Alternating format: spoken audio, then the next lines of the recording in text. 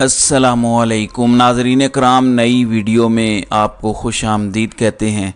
ताकतवरों की जानिब से आज जो हरकत की गई है या जो सरप्राइज़ दिया गया है, इसे सरप्राइज़ तो नहीं कहना चाहिए, इसको दो नंबरी कहनी चाहिए, तमाशबीनी कहनी चाहिए, घटिया तरीन हरकत कहना चाहिए कि जब आप एक मुल्क का तमाशा बना दें और पाकिस्तान की 25 करोड़ आवाम के साथ इतना मजाक करें कि 25 के 25 करोड़ इस मुल्क के अंदर रहना पसंद ना करें और उनका जमहूरियत, आइन और कानून से यकीन ही उठ गया है। आज जितनी नीच हरकत की है, चलें सरप्राइज़ कह लें, जितना बड़ा सरप्राइज़ इमरान खान को दिया गया है, एक किस्म की पीटीआई की तो जड़ें ही हिला कर रख दी गई हैं।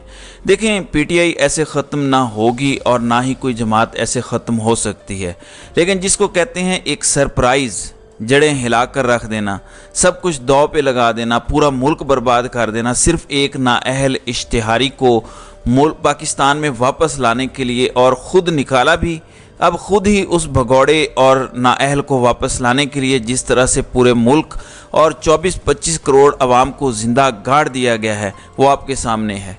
आज फ़ारूक हबीब की प्रेस कॉन्फ्रेंस तो आपने देख ली होगी, सुन भी ली होगी।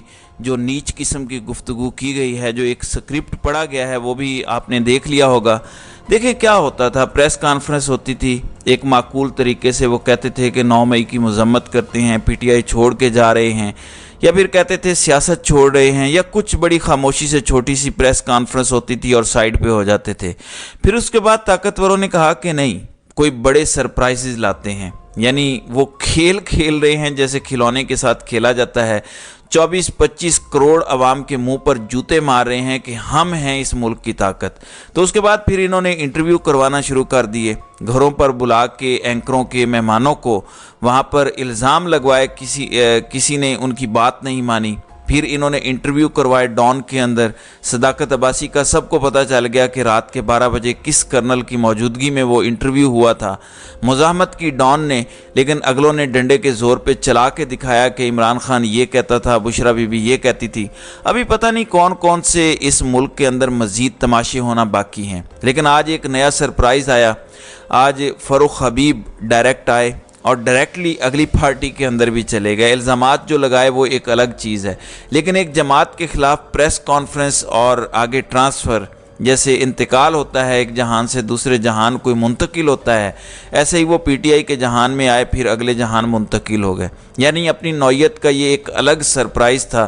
फ़ारूक हबीब, जैसा कि मैंने कहा कि जड़ें हिला के रख देना, क्योंकि फ़ारूक हबीब जैसे लोग नज़रियाती लोग हैं, स्टूडेंट, फिर मिडिल क्लास के लोग पीटीआई के अंदर आए, स्टूडेंट लाइफ से पॉलिटिक्स शुरू की और इमरान खान के पीछे रहे, पूरी स्ट्रगल की, आईएसएफ से आए थे।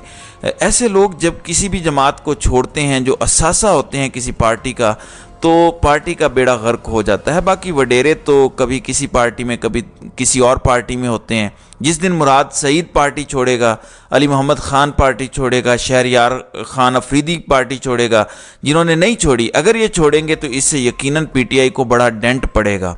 फ़ारूक हबीब के जाने से कोई नुकसान नहीं होगा, पाकिस्तानी कोई नवाज शरीफ को वोट देना नहीं शुरू कर देंगे, लेकिन एक पॉलिटिकल सिस्टम का जनाजा निकाल देना, पॉलिटिकल सिस्टम का पोस्टमार्टम कर देना, बेड़ा गर्क कर देना, इस तरह के जो काम करवाए जाते हैं इसके बाद। और देखें, फ़ारूक हबीब ने जो गुफ्तगू की है, वो कहते हैं कि पीटीआई के रोपोश लोग मुल्की मफाद को सामने रखें, रियासत को सामने रखें, पार्टी तब्दील करना मुश्किल फ़ैसला है, हमारे ख़ानदान सफ़र कर रहे हैं, अपनी गमी खुशी में नहीं जा सकते, कब तक छुपेंगे, ठंडे दिमाग से फ़ैसला साजी करें। यानी साथ बता भी गए हैं कि आपको छोड़ना होगा अगर आपको ज़िंदा रहना है तो। नौजवान हक़ाइक़ को छोड़कर बयानियों के पीछे ना लग जाएं, अपने ही इदारों से ना लड़ें, इसका कोई फ़ायदा नहीं है, कोई शख्स इसमें विनर नहीं। नौजवान हक़ाइक़ को मद्देनज़र रखें, जायज़ा लें। इमरान खान ने मुसलसल लोगों की जहन साजी की, मुल्की इदारों के ख़िलाफ़ जज्बात भड़काए गए, बैलेट की बजाय बुलेट का रास्ता इख्तियार किया गया, इमरान खान ने ज़िम्मेदारी का मुज़ाहरा नहीं किया। ये सब कुछ फ़ारूक हबीब ने कहा है।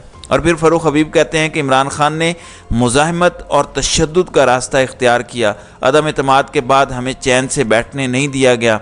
इमरान खान को इलेक्शन का इंतज़ार करना चाहिए था, अवाम के जहनों में नफ़रत का बीज बोया, जज्बात की वजह से मैं बहुत आगे निकल गया। ये वो फ़ारूक हबीब हैं जो सबसे इस्तीफ़े दिलवा रहे थे।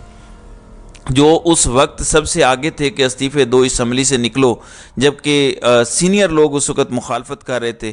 फिर फ़ारूक हबीब ने कहा कि हमें ये तो नहीं पता था कि चेयरमैन तहरीक इंसाफ ने भी घड़ियाँ ली हुई हैं। वैसे किसी शख्स को इतना गिर नहीं जाना चाहिए, लेकिन ज़ाहिर है जब पीछे सर पर बंदूक हो तो कुछ भी कहा जा सकता है। लेकिन एक और बात देखें, नोटिफिकेशन है पैमरा का। पैमरा ने इश्तिहारी मफरूर 11 अफराद की मीडिया कवरेज पर पाबंदी लगाई है और इनमें नाम हैं हैदर रज़ा मेहदी, शहीन सहबाई, अली नवाज़ अवान, फ़ारूक हबीब, मुराद सईद, हमाद अज़हर और दीगर कई नाम जो हैं वो शामिल हैं और इनका नोटिफिकेशन निकला हुआ है। अब एक शख्स पर पाबंदी है, पैमरा उनको दिखा नहीं सकता, लेकिन अचानक सब कुछ ख़त्म हो जाता है और ये प्रेस कॉन्फ्रेंस चल पड़ती है। तो ताकतवर बता रहे हैं कि आप इस मुल्क के अंदर जानवरों से भी बदतर हैं, असल ताकत हम हैं। वो जो हिंदुस्तान में एक कॉन्सेप्ट था जो हमें पढ़ाया जाता था कि हिंदुओं के अंदर एक क्लास सिस्टम है, वो शूदर को छू लेने से प्लीद हो जाते हैं, फिर इस्लामी मुल्क बना। यही हाल हमारा भी है। लोग अब फ़ारूक हबीब के अपने ट्वीट उठा उठा के सोशल मीडिया पर डाल रहे हैं कि ना तो पीटीआई दहशतगर्द तंजीम है, ना 27 साल जिद्दोजहद में कभी पुरतशद्दुद कार्रवाइयों और जलाओ घिराव की हिमायत की। 9 मई को इमरान खान को इस्लामाबाद हाई कोर्ट के अंदर से कमरे के दरवाजे और शीशे तोड़कर नैब की जानिब से रेंजर्स धक्के मारते हुए गैर कानूनी अगवा किसके हुक्म पर कर रही थी। ये सारी की सारी फ़ारूक हबीब की बातें हैं। ज़ाहिर है इस मुल्क के अंदर किस तरह से निज़ाम चल रहा है, क्या कुछ हो रहा है, किसको कितना मजबूर किया जाता है, सबको पता है। सबको पता है कि फ़ारूक हबीब की बीवी ने रुजू किया था सुप्रीम कोर्ट ऑफ पाकिस्तान से और काजी फ़ायज़ ईसा को ख़त लिखा था कि मेरे शौहर पर तशद्दुद किया जा रहा है, ख़दशा है कि उनकी पॉलिटिकल वाबस्तगी छुड़ाने के लिए ये सब कुछ किया जा रहा है। तो आप नोटिस लें, अब काजी साहब को तो फुल कोर्टों से ही जो है वो फुर्सत नहीं है और उन्हें तो ये बिल्कुल भी पता नहीं है कि इस मुल्क के अंदर क्या कोई ड्रामा चल रहा है, क्या तमाशा हो रहा है। बीवी ने ख़त लिख के बताया था कि ये सब कुछ हो रहा है। तो एक और नौजवान सियासतदान भेंट चढ़ गया है इस सारे सिस्टम की और पाकिस्तान के लिए स्ट्रगल करने वाले नौजवान स्टूडेंट से लेकर पॉलिटिक्स में आने वाले, पहले दिन से इमरान खान के साथ खड़े होने वाले लोग आज इस्टेब्लिशमेंट की पॉलिटिकल इंजीनियरिंग की नज़र हो चुके हैं। बहरहाल साइफर केस पर इमरान खान का फ़ैसला क्या होना है, पहले ही फ़ैसले जो आमिर फ़ारूक कर रहे हैं, फ़ैसला महफूज कर लिया गया है केस डिस्चार्ज करने के हवाले से भी और इमरान खान की ज़मानत के हवाले से भी। अब अल्लाह ही बेहतर जानता है, या ताकतवर हल्के जानते हैं या फिर आमिर फ़ारूक जानते हैं, बल्कि आमिर फ़ारूक भी नहीं जानते, उन बेचारों को क्या पता, या अल्लाह जानता है या इस्टेब्लिशमेंट जानती है। आमिर फ़ारूक को भी निकाल दें, उनको खुद कहीं और से फ़ैसला महफूज होता है, मौसूल होता है कि कब ये फ़ैसले आएंगे। बहरहाल दौड़ें लगी हुई हैं, मुलाकातें हो रही हैं। जरदारी और फजलुर रहमान की भी इस्लामाबाद के अंदर मौलाना की रिहाइश गाह पर मुलाकात हुई है और अब वो रो रहे हैं कि नवाज़ शरीफ आएगा, जलसा करेगा, फिर सुकून से घर जाएगा। तो हमें क्या मिला, सब कुछ नून लीग ले गई। इसलिए मौलाना हम सबको एक होना होगा, तब कुछ मिलेगा। बहरहाल साइफर क्लासीफाइड है, डी क्लासीफाइड है, इस पर भी दोबारा आज डिबेट हुई और शाह खबर ने बताया कि साइफर 5 लोगों के लिए डी क्लासीफाई हुआ था, जिन जिन लोगों को सेंड की गई थी कॉपी, आम पब्लिक के लिए ये डी क्लासीफाई नहीं हुआ था। बहरहाल आज जिस हद तक ताकतवर हल्के चले गए हैं, जमहूरियत का जनाजा निकाल दिया गया है, अब आप कुछ भी इनसे तवक्को कर सकते हैं। ये इमरान खान की ज़िंदगी के साथ भी खेल सकते हैं। इस मुल्क के अंदर अब आप कुछ भी तवक्को रख सकते हैं। अब कोई सरप्राइज़ नहीं है।